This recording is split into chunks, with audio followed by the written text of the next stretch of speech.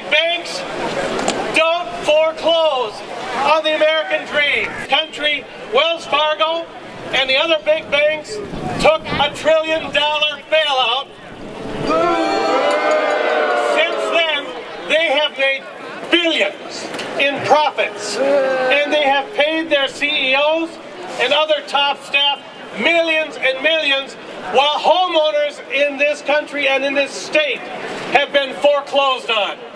And I want to tell you about what happened at U.S. Bank yesterday. A lot of us, a delegation of Minnesota for Fair Economy, we went in there to pay them a visit because one of our fellow SEIU members' house was going through foreclosure. And when someone finally came down, they canceled the sheriff's sale and to work with John so he can keep his house. And I want to correct that, they promised. So we need to hold U.S. Bank to that. Last week when I was home and got, the process server served us papers for foreclosure.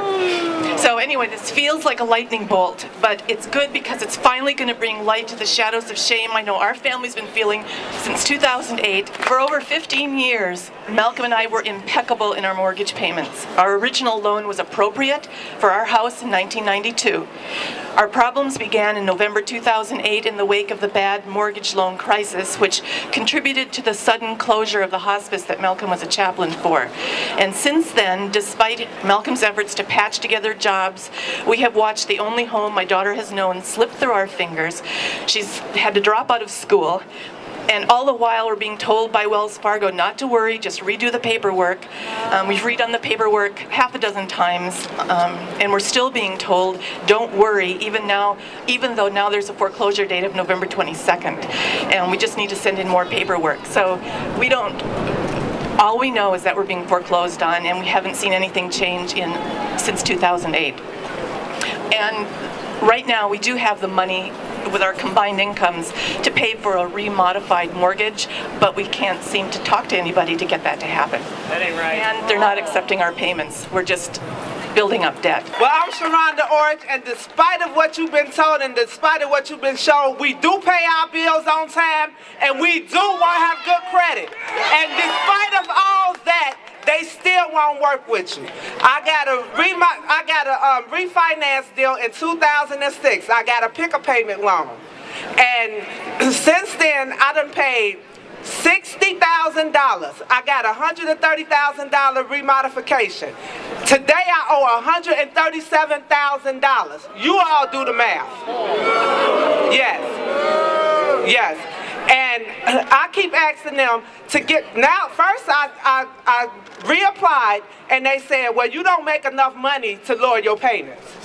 So I did it again. Well, you don't make enough money to lower your payments.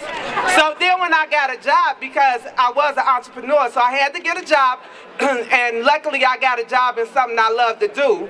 But I got the job, and so I sent them my paperwork.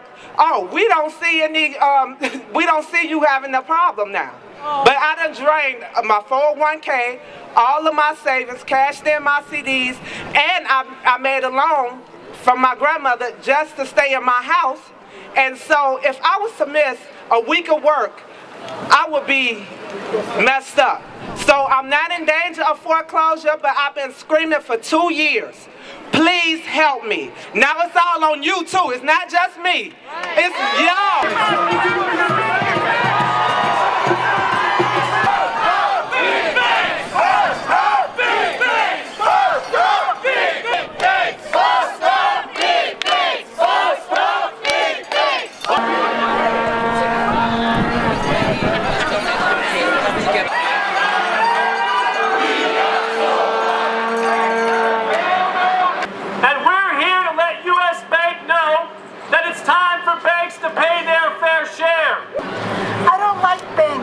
Anymore. I used to trust them. I'd bring my money to them.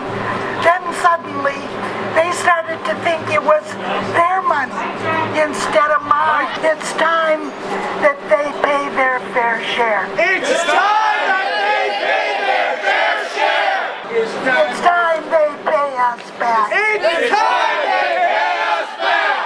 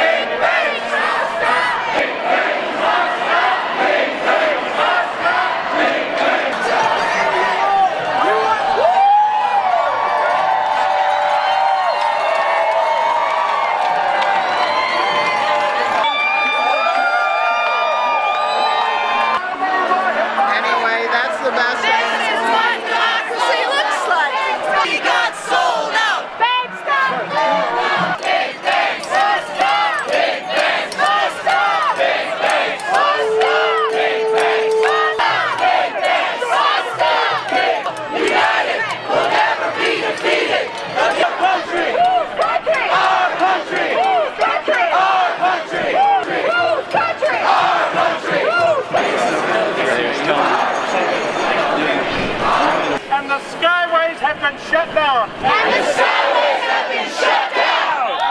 They would rather shut down the bank than meet with us. They disrespecting us again. We won't stop until they hear us. We've lived in our home for 19 years. Never missed a payment. Never were late to a payment. Until I lost my job. Wells Fargo will not talk to us about a loan remodification.